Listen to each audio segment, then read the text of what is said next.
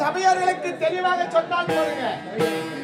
கண்ணன், கமல கண்ணன், ஆமா, கோவிந்தன், கோவிந்தன், வைகுண்ட வாசவன், ஆயவன், மணிவண்ணன் என்று என்னை பக்தர்கள் அழைப்பார்கள். ஆனால் நான் 10 அவதாரங்களில் காட்சியளிப்பேன். மச்சவதாரம், ஆமா, கூர்மை அவதாரம், வராக அவதாரம், நரசிம்ம அவதாரம், ஆமா, வாமன அவதாரம், பரசுராம அவதாரம், ஆமா, பலராம அவதாரம், கிருஷ்ண அவதாரம், ராம அவதாரம், கல்கி அவதாரம் என 10 அவதாரங்களில் காட்சியளிப்பேன். காட்சி அளித்து, ஆமா, ஆனால் நான் இப்பொழுது மகாவிஷ்ணு வேடம் கொண்டு வந்துள்ளேன். எதற்காக என்றால், என்னை நாடி தொழும் பக்தரை காத்தும் தூற்றுபவரை அழித்தும் வருகின்றேன். ஆனால் நான் எப்படி பிறந்து வளர்ந்தேன் தெரியுமா? தேவகிக்கு மகனாகவும் யசோதைக்கு சுமதனாகவும் வளர்ந்து வருகிறேன். எப்படி என்றால், என்னுடைய அம்மானாகிய கம்சனுக்கு இருப்பதோ ஓர் தங்கை என்று எண்ணம் கொண்டு தன் தங்கையை தேர் மீது ஏற்றி ஊர்வலம் வரவழைத்தார். அப்படி ஊர்வலம் வரும் நேரத்தில் அசரீர் வாக்கு சொன்னது, அடே கம்சா, உன் தங்கையின் வயிற்றில் பிறந்து 8வது குழந்தை உன் தலையை அறுக்கப் போகிறது என்று சொன்னது. அதை கேட்ட என்னுடைய அம்மானாகிய கம்சன் திடுக்கிட்டு தேரை விட்டு கீழே குதித்து என் தாயாகிய தேவகியும் என் தந்தையாகிய வசுதேவரையும் இருவரையும் சிறைச்சாலை அடைத்தான். அதன் பிறகு என் தந்தையான வசுதேவர் கேட்டார், மைத்துனா, காலம் கடந்து எங்களுக்கு திருமணம் செய்வித்து இப்படி தனித்தனியே சிறைச்சாலை அடைத்தாயே, எங்கள் இருவரையும் ஒன்றாக சேர்த்து என்று கேட்டார். அதற்கு என்னுடைய அம்மானாகிய கம்சன் என்ன தெரிவித்தான் தெரியுமா? உனக்கு பிறக்கும் குழந்தைகள் அத்தனையும் என்னிடம் கொடுப்பேன் என்று நீ சத்தியம் செய்ய வேண்டும் என்று தெரிவித்தார். அப்படி என்றால் உங்கள் இருவரையும் நான் ஒன்றாக சேர்க்கிறேன் என்று சொன்னான். அதன் பிறகு இருவரையும் ஒன்றாக சிறைச்சாலை அடைத்தான். அதன் பிறகு 7 குழந்தைகள் பிறந்தது. அந்த 7 குழந்தைகளையும் என்னுடைய அம்மானாகிய கம்சன் கொண்டு விட்டார். 8வது பிள்ளையாக நான் பிறந்தேன். என்னை கொல்லுவதற்காக பல சூழ்ச்சிகள் செய்தான். ஆனால் அவன் எண்ணம் பிழைக்கவில்லை. அதன் பிறகு 8வது குழந்தையாக பிறந்த போது பிறக்கும் பொழுது என் தந்தைக்கு அசரீர் வாக்கு சொன்னது, வசுதேவா, இந்த குழந்தையும் இங்கு வைத்திருந்தால் இந்த குழந்தையும் கம்சன் கொன்று விடுவான்.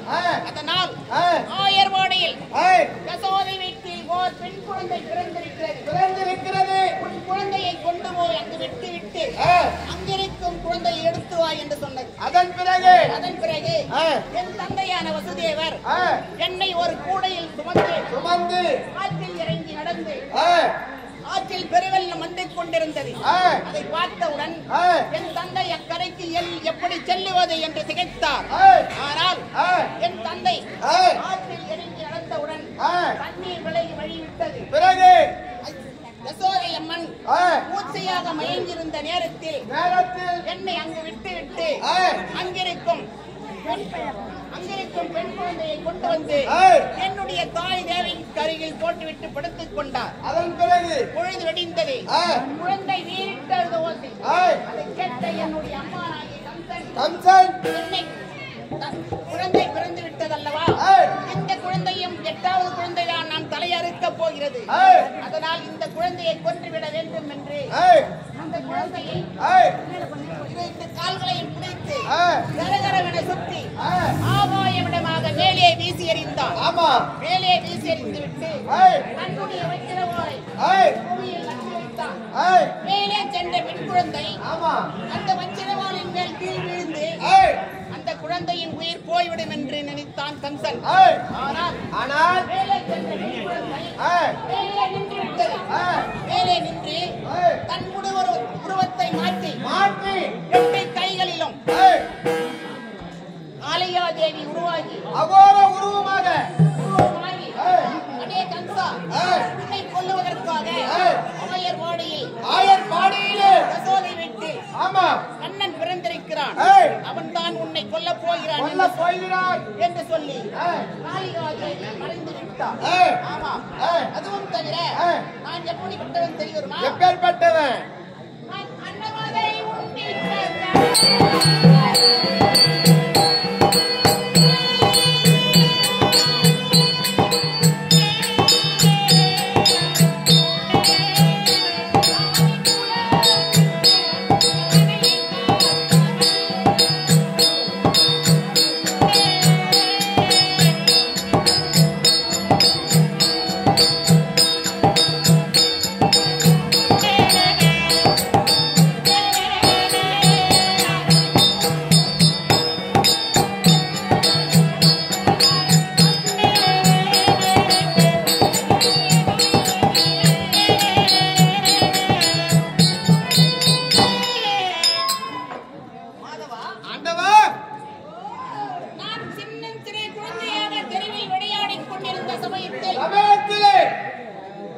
தெருவில் இருக்கும் மண்ணை வாரி நான் தின்றேன்.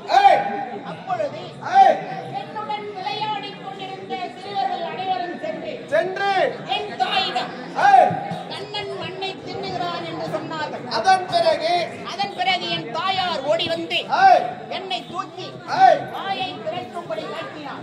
திறக்கும்படி சொன்னார். ஆமா, நானும் வாயை திறந்து காட்டினேன். ஆனால் என்னுடைய வாயினில் இந்த அகில உலகம் முழுவதும் தெரியும்படி செய்தேன். அதன் பிறகு என்னை கண்ணன் என்று வேலை சுற்றினார்கள். ஆமா, அதுவும் தவிர நான் சித்தன் தன்னை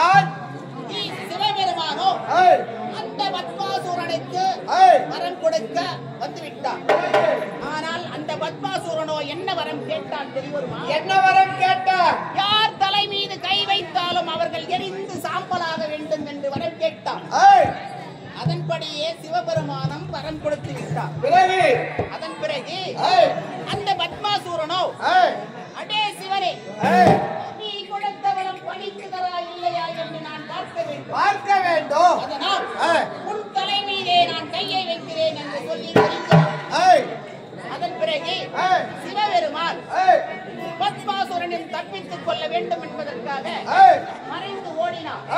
அப்படி ஓடும் சமயத்தில் ஐவேலங்காட்டிலே புகுந்து கொண்டு மைத்துனாயனை காப்பாற்று மைத்துனாயனை காப்பாற்று என்று தெரிவித்தார். ஆமா. அதன் பிறகு மைத்துனார் குரல் கேட்கிறது என்று நான் அங்கு வந்தேன். அந்த சமயத்தில் சிவபெருமானோ ஐவேலங்காட்டிலே மறைந்து கொண்டிருந்தார். ஆமா. நான் அந்த பத்மாசுரன் மோகினி ரூபம் என்ற பெண்ணுருவம் எடுத்து அந்த பத்மாசுரன் எரிதை நின்று பத்மாசுரனோ சிவபெருமானை விட்டு நான் பெண்ணுருவில் இருக்கும் அழகை கண்டு என்னிடம் தெரிந்து வந்தார். அடே பத்மாசுரா, பத்மாசுரா, நீயோ தவம் செய்து அலங்கோலமாக இருக்கின்றாய்.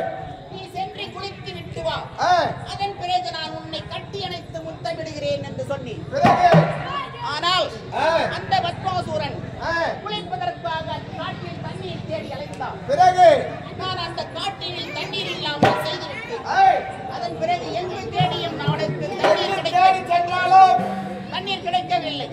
அதன் பிறகு என்னிடம் வந்து இந்த கானகத்தில் எங்கும் தண்ணீர் கிடைக்கவில்லை, நான் என்ன செய்வது என்று கேட்டான். அதற்கு ஆடு மாடுகள் கால் வைத்த பள்ளத்தில் தண்ணீர் இருக்கும், அந்த தண்ணீரை கொண்டு கொண்டு வா என்று சொன்னேன்.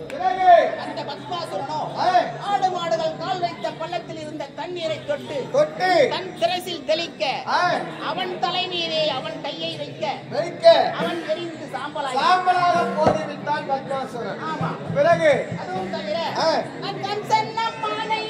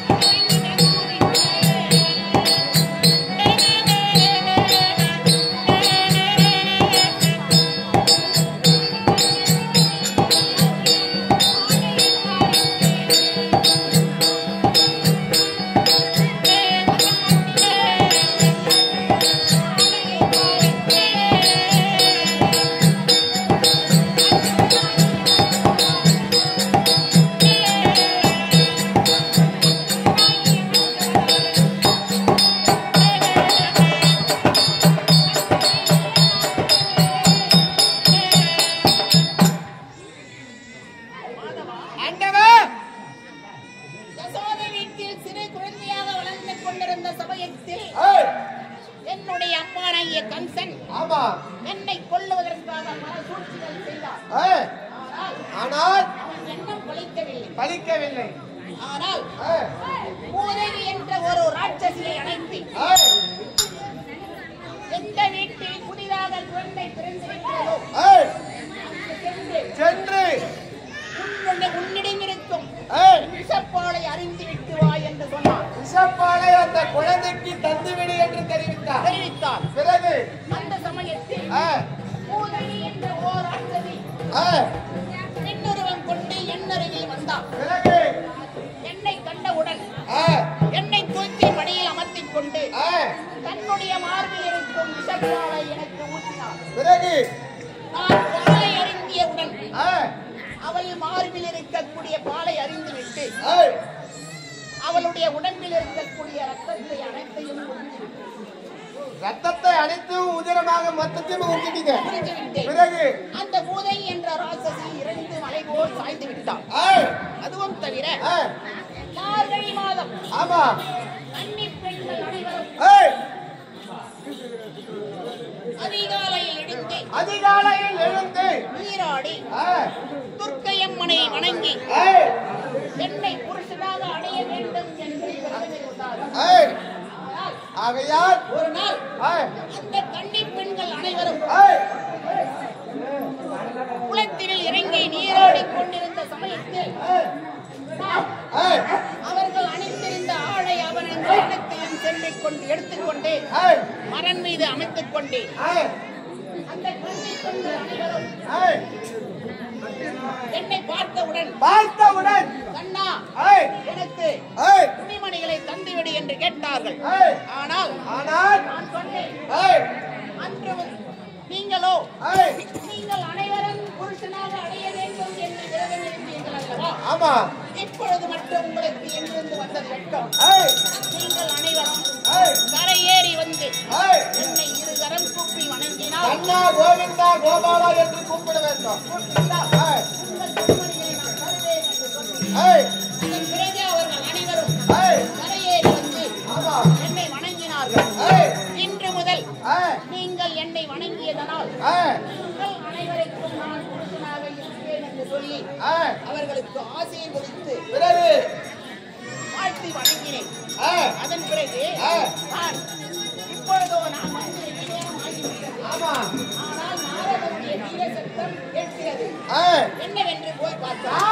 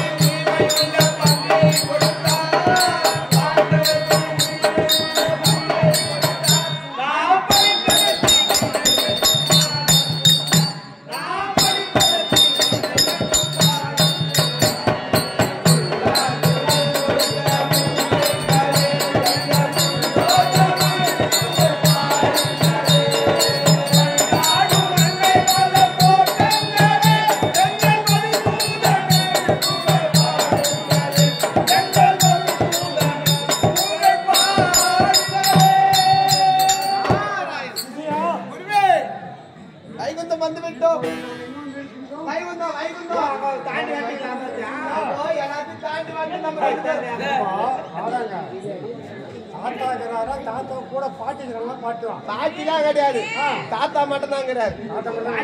பாட்டி தான் சொல்ல பேச முடியாது, தாத்தா மட்டும் தான் கிடையாது.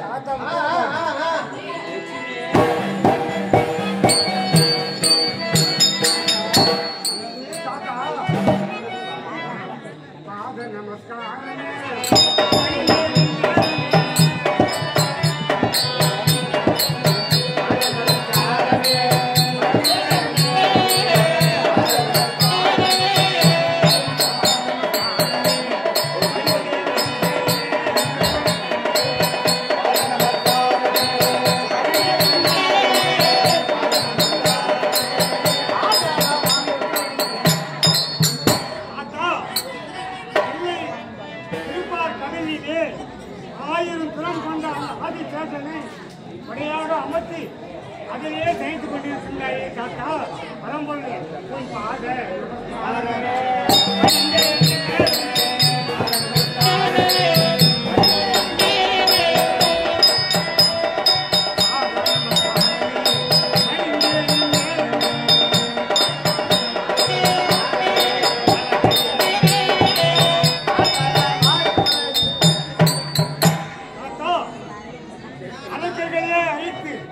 அந்த தேவர்களையே காத்து வைக்கின்ற பரம்பொருளே உன் பாத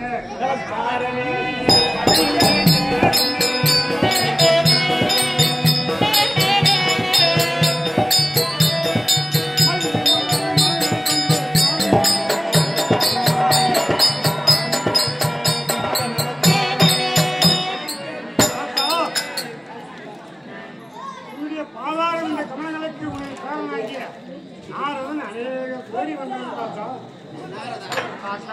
என்னுடைய பாதத்தை பணிந்தபடியும் ஆமா நீ என்றென்றும் சுகமாக வாழ்ந்திருப்பாய். அதிகாலையிலே எழுந்து ராமலட்சுமணனை முடித்துவிட்டு 3 வருடங்களை சுற்றி வரும் பொழுது இந்த கானக வழியா வந்தேன் தாத்தா. அந்த கானக வழியா வரும்போது கானகத்தில் ஒரு அதிசயம் கண்டேன் தாத்தா. அதிசயமா